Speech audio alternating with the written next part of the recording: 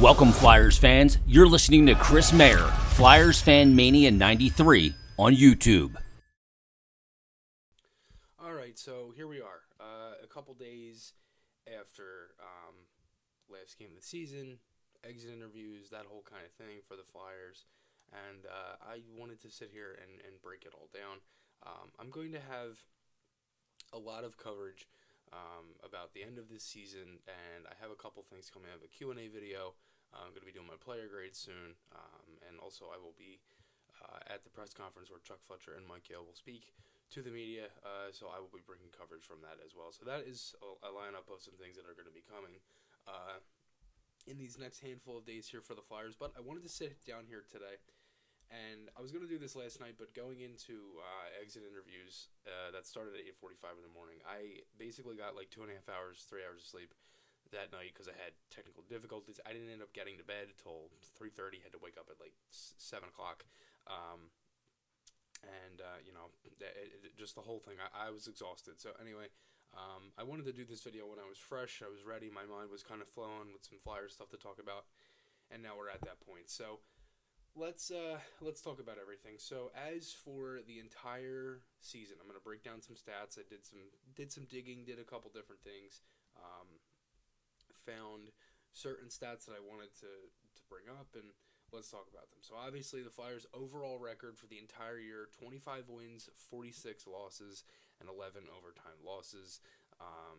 Obviously not great. If you're going to break that down by home and road, that's 14, 21, and 6 at home, and 11, 25, and 5 on the road. If you want to break that down by month, in October with 7 games played, the Flyers went 4-2-1. So again, they had a pretty good opening start. They had a couple of wins. November is where things started to get a little bit iffy. 13 games played, 4-6-3. December, 11 games played, 5-4-2. They were better that month. If you remember, that was when Mike Yeo ended up coming in. The Flyers had 5 wins in 6 games played after the 10-game losing streak, so they started to play a little bit better. Well, then after that, January, 13 games played. They went 1-10-2. February, 8 games played. Again, only 8 games because of the Olympics. Schedule was all kind of messed up. Different teams, different things like that. Flyers went 2-4-2 in that month. Obviously, there was rescheduled games that were thrown into that month, and they only played originally. Were supposed to have 4 because of the Olympics. They ended up having 8. March with 15 games played. Flyers went 5-9-1. In April, the remaining 15 games in the season, 4-11-0 in that stretch. So obviously, they had a lot of games late in the remaining of the year, 30 in the last 2 months, and they only picked up 9 wins out of them 30. If you want to look at this by division, I know going into the next season, you want to be a team that is you can play your own division, you can beat their own division. The Flyers in 2019-20, the last season, they look like a playoff contender, Stanley Cup contender, whatever way you want to look at that team. They were very good against their own division. They won games against the Rangers. They won 3-1 against Washington. They won some games against Carolina. They were able to win these games. Pittsburgh, they ended up splitting the season series there. So there were games that the Flyers actually played really well against their division. Against the Metropolitan, 26 games played, 8-14-4. Against the Atlantic, they had 24 games played. They went 3-17-4. If you're wondering who the three teams were that they beat, Boston, Ottawa, and Montreal. Against the Central Division, Flyers went 6-10-0 in 16 games played. And against the Pacific, they went 8-5-3. They actually had a lot of wins against the Pacific. 8 of the 25 that they had for the entire season came against the Pacific Division. That was with 16 games played as well. So they actually had a winning record against the Pacific Division. They had wins against LA. They ended up losing a handful of games to San Jose. They lost both games in the season series there in overtime.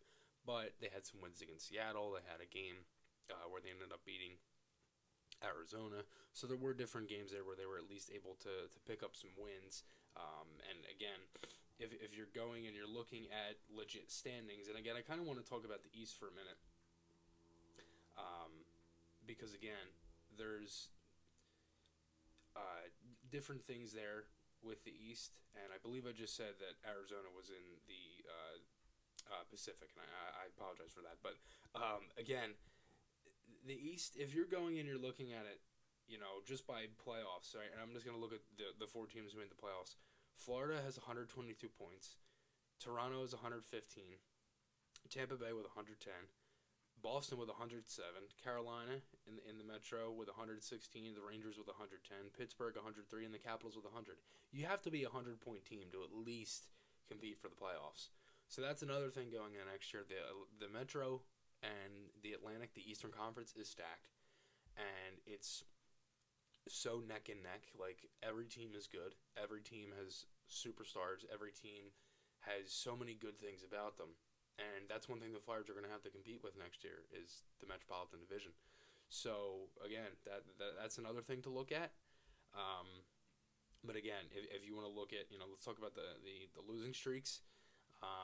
The longest win streak, before I get into the losing streak, the longest win streak was 3 games. December 10th versus Vegas, December 11th versus Arizona, and December 14th versus New Jersey. Flyers had a couple wins in a row. They put up 3 and then ended up, again, as I said, going on a 13-game losing streak after that. That was when Mike Yeo came in, first couple of wins. Again, longest losing streak was obviously the 13-game losing streak, the 10-game, and then the 2 6 games. The 10-game losing streak went from November 18th to December 8th. Losses were against Tampa Bay, Boston, Tampa Bay again, Florida, Carolina, New Jersey, the Rangers, Tampa Bay, Colorado, and New Jersey. 13 games that range from December 30th to January 25th, so almost a month. San Jose, LA, Anaheim, Pittsburgh, San Jose again, Boston, the Rangers, the Islanders again. That was a home and home. Columbus, Buffalo, Dallas, and then the Islanders again. The 2 6 games, the first one ranged from February 9th to February 22nd versus Detroit. Detroit again, that was a home and home. Pittsburgh, Washington, Carolina, and St. Louis. That was the majority of the month of February. In the 8 games, they had the 6-game losing streak. And then 6 games again was in the month of April. April 9th to the 19th, that was against Anaheim, Washington, New York Rangers, Buffalo, and Toronto. And the biggest defeat the Flyers had this season was April 12th against the Washington Capitals in a 9-2 loss. And they've had 2 years in a row where they've given them 9 goals in a game, 9-0 in 2020-21 against the Rangers and 9-2 against Washington. Some stats that led the team this year: JVR with 24 goals for the Flyers, Konechny with 52 points, Konechny again with 36 assists. McEwen had 110 penalty minutes, which led the team. Sanheim was a plus mine, and that kind of shows you how good Sanheim was playing, that he was a plus on this team, and there only were a handful of pluses for the year. Brassard was a plus 6, Ellis was plus 2, only 4 games played. Braun was a plus 3, Noah Cates was a plus 4. Hogberg and Sandin were even at 0. Sandin played 1 game, and Hogberg played 5. So that kind of shows you how good Sanheim was playing. I know plus minus doesn't mean everything and doesn't really mean much to some people, but you get my point. And Yandel was a minus 47 on the year, so there's that as well. Injuries. These are by my memory and by the most research I could find on the certain injuries going throughout the year. Ellis, Couturier, Brassard, Ristolainen, Patrick Brown, Cam Atkinson, Nick Seeler, Carter Hart, Kevin Hayes, Cam York, Kevin Connaughton, Wade Allison, Nate Thompson, Scott Lawton, Oscar Lindblom, Travis Konechny, Travis Sanheim, and Sin Moore. Now, obviously, some of these guys were out long term. Some of these guys were only out a little bit of games. Like Travis Konechny, for example, was out for a couple games. That's when Hayden Hodgson got his debut. Things like that. The power play for this year had 30 goals on 239 opportunities. That was a 12.6%. Last in the NHL, 32nd. And the Flyers killed 178 penalties on 302 opportunities, and that was around 75.6%. That was around like 26th or so in the league. So obviously, the Flyers, that was actually 75.7%. So the Flyers actually have to do a much better job just overall on special teams. If you're thinking, certain areas, certain sequences where the Flyers had chances. They had 1 5-on-3 goal this year. That was against Ottawa. And the final game of the season that Tippett scored on that one-timer. And they had 1 6-on-3 goal. That was against Los Angeles in LA. The Flyers had a 5-on-3. Pulled the goaltender to get the extra man, and Hayes would score on a one-timer back on January 1st against the Kings. So, again, those are just some stats to ring out this putrid season, because there were a lot of different things this year, and a lot of just overall, certain guys being hurt, not performing, the team not scoring. like the entire thing with Mike Yo was talked about was bad habits, and they have to eliminate them. And for whether it was blowing leads, giving up a goal right after they scored, not being able to carry momentum into the next period, bad second periods. Um, I mean, it was just like that. The last game against Ottawa was like the telling game of the season. It's a 1-1 game. You have a bad second period. You give up a goal early off of a weird goal from the point. You tie it on the power play. You take a penalty. I mean, the Flyers had 14 penalties in the last 3 games of the season. They took a lot of penalties to end out the year. I don't necessarily feel like there were many things that were kind of left into this season. I'm really hoping that these things can kind of end, but the blowing of the leads or the tying, that happened in the last game of the year. Flyers had a 1-0 lead. I know it's only 1-0, but you get my point. There was a lot of games this year blowing leads late. It was just constant all the time. And if you're looking at exit interviews, and I'm just going off of my thread on Twitter. Ronnie Attard, he also mentioned that he'll be working out at USA Hockey Arena back home. It's about 30 minutes from Michigan. He'll be working on strength and speed, and his main goal, obviously, is to make the Flyers next year. Cam York had a hairline fracture in his foot from that Alex Ovechkin shot. That was pretty much the main thing in the injury. Flyers lost like 6 or 7 players that game. Atkinson was one. There were a couple others as well. Carter Hart. That was back on April 12th. Frost said he wants to work on his shot this year and moving his feet throughout the summer. Lindblom mentioned that when Mike Yo came in, he started to play more, and that was a huge teller, I think, of what was happening with AV, because he actually was getting a chance to play. And it's funny he said that, because then he was put on the 4th line, which it just makes no sense to me, because he only had 1 point through December 5th. Provorov, obviously, the whole thing with Provorov in that quote, like, I look at it like this. I don't see Provorov here much longer.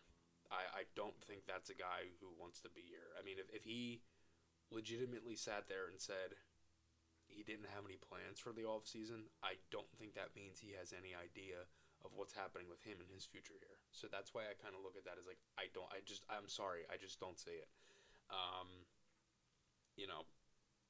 Hayes said he feels close to 90%. By the next season, he thinks he should be 100%.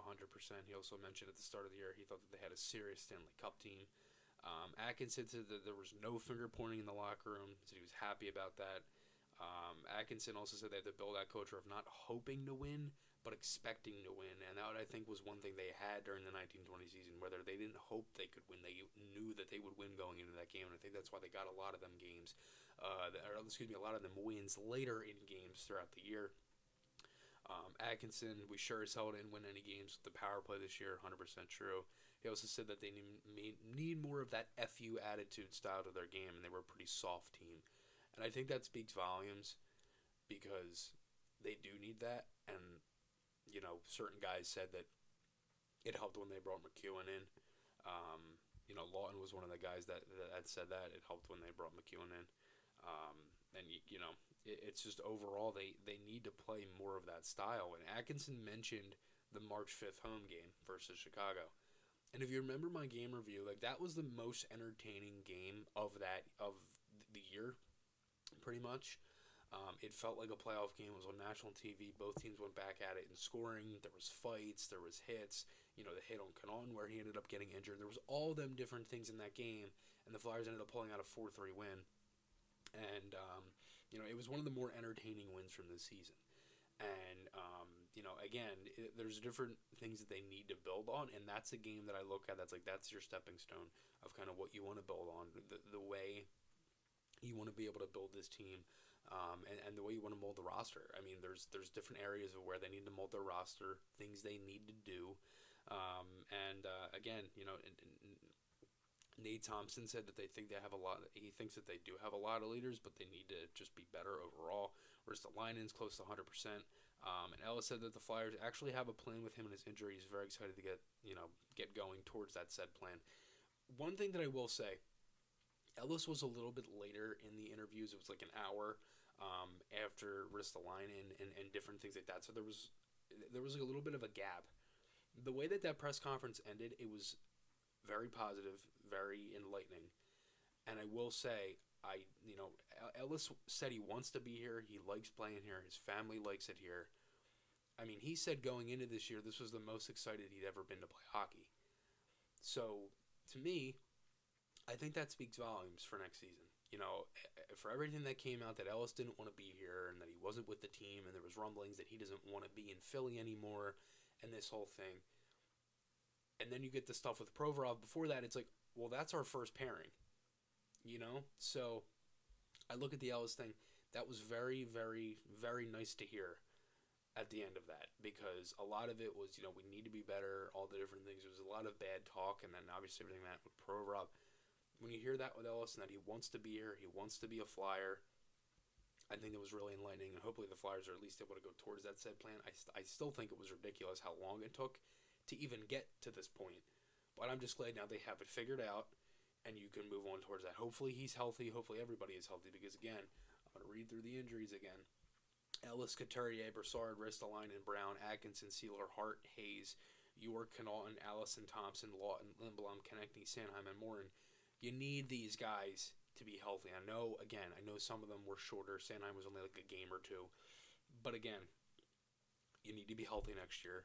You need to have a better special teams, and you need to have different areas where you can legitimately go into next season and be better. But again, obviously the season was very rough.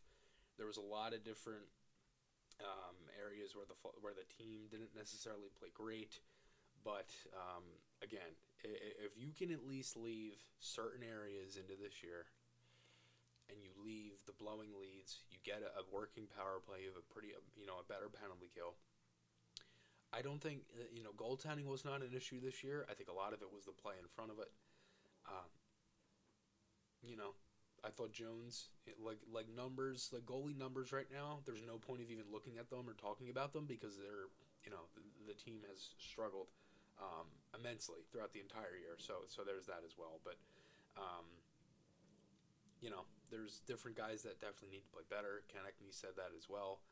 He's a guy who he needs to have a better season next year. And then there's also guys that need to just step up in general and, just be able to go into next year and be able to play, because when you look at the way that the team is trending, they seriously need to have overall a better season, for one, and two, you can't have guys be struggling to score. Like Van Riemsdyk, for example, scored majority of his goals later in the year.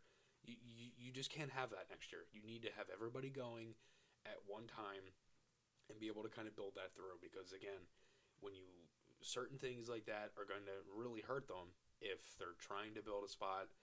And if the East is like that, you're going to need everybody going.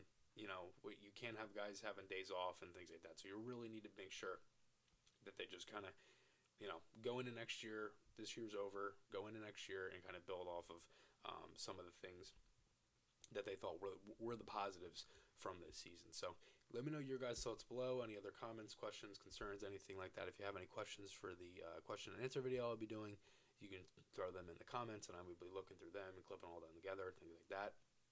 Again, check out SeatGeek and Garrett Construction, and always the merchandise is linked in the bio as well. Thank you guys for watching, and I will talk to you all again soon.